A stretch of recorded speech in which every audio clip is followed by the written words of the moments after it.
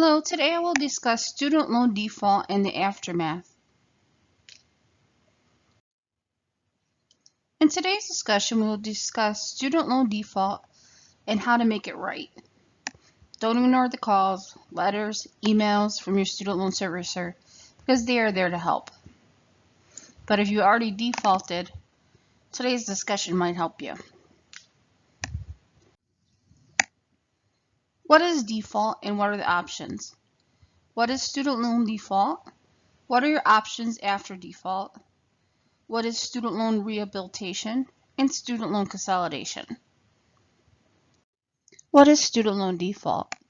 For a loan made under the Federal Family Education Loan Program or the William D. Ford Federal Direct Loan Program, you're considered to be in default if you don't make your scheduled student loan payments for at least 270 days. It doesn't matter if you didn't receive their calls, letters, emails, or text messages because it is your responsibility to keep your student loan servicer up to date with your contact information. For federal Perkins loans, the holder of the loan may declare the loan to be in default if you don't make your scheduled payment by the due date, which means you could be only 1 month past due and they could default your loan. For private and alternative loans, each private alternative loan agreement is different. Options for getting out of default may vary among lenders. What happens when you default? The entire unpaid balance of your loan and interest you owe become due immediately. This is called acceleration. You can no longer receive forbearance or deferments, and you lose your eligibility for other benefits such as the ability to choose a repayment plan. This mostly applies for FFELP, Direct, and Perkins loans. For alternative loans, they might still have a plan that is a repayment plan that you can use, but you'll have to contact them directly.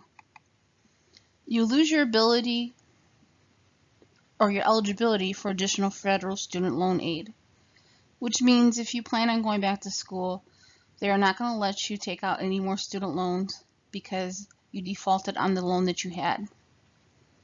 The default will be reported to the credit bureaus, damaging your credit rating and affecting your ability to buy a house, car, or obtain new credit cards. And you may not be able to purchase or sell assets such as real estate.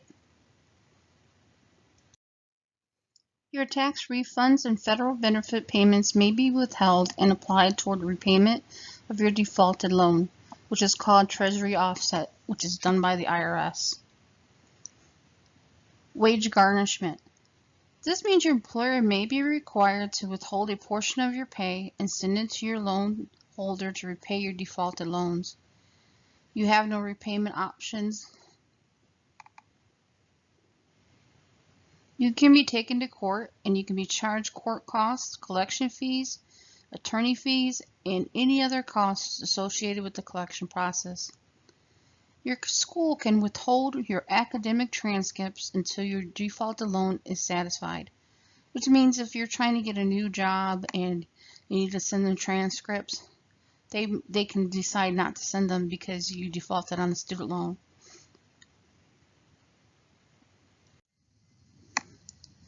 What are your options after default? You can do loan rehabilitation, loan consolidation, or pay your loans in full. And not all these options may be available to you.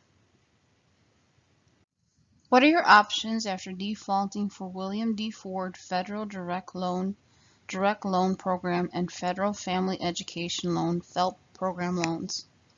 Loan rehabilitation for FFELP and direct loans.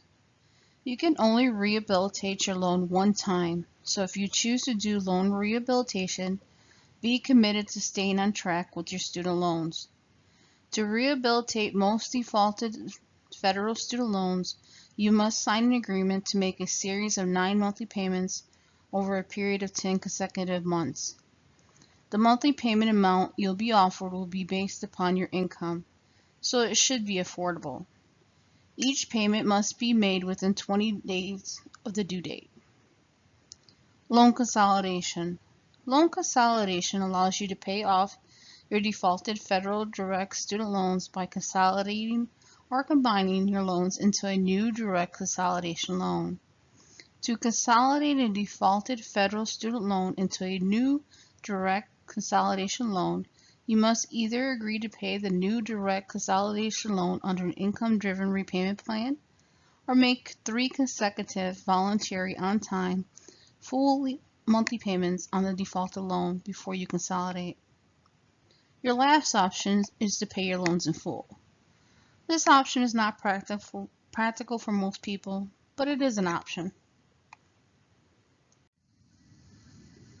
Perkins Loans. Perkins Loans. To rehabilitate a defaulted federal Perkins Loans, you must make a full monthly payment each month within 20 days of the due date for 9 consecutive months. The monthly payment amount will be determined by your loan holder. For more information about your defaulted Perkins Loans, please visit the following website listed below.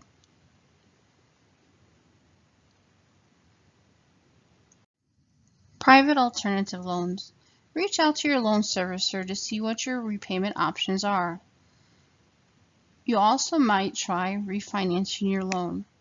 To refinance your loan, though, you might need to have a cosigner, just because if you've defaulted on the loan, this will show up on your credit and may affect your ability to take on a new loan.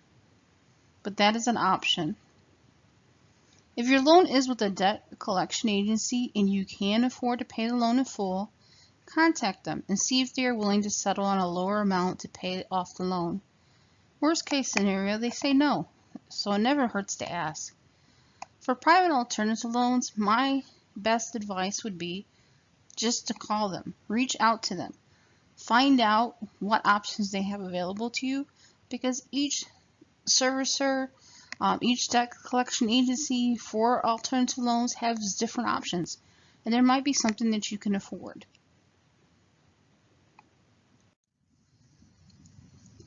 Where can you go to get more information on your options? For a loan made under the Federal Family Education Loan Program or the William D. Ford Federal Direct Loan Program, more information about the default options can be found here at the website listed below. For Perkins Loans, more information about defaulted Perkins loans may also be found on the website listed below. For private and alternative loans, this information would be listed on your loan agreement with that lender servicer. However, if you do not have a copy of your contract, you could probably find the servicer lender information on a copy of your credit report. Some closing thoughts.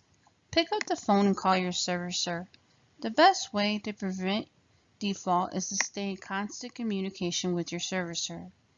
Check your loan statuses on their website, and if you have questions, call them.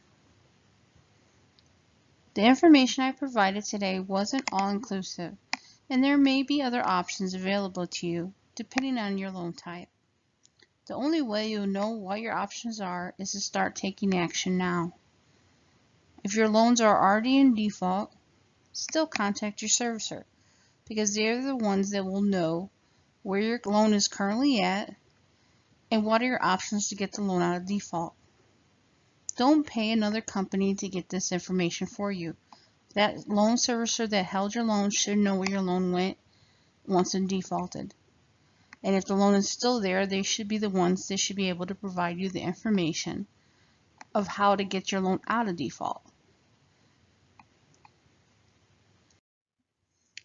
In my upcoming presentations, I will discuss the following topics: student loan types, student loan consolidation, student loan forgiveness programs, useful websites, and in my prior presentations I've discussed deferment and forbearance options, repayment options, how to apply for financial aid for college, nursing student loan forgiveness, and teacher loan forgiveness programs.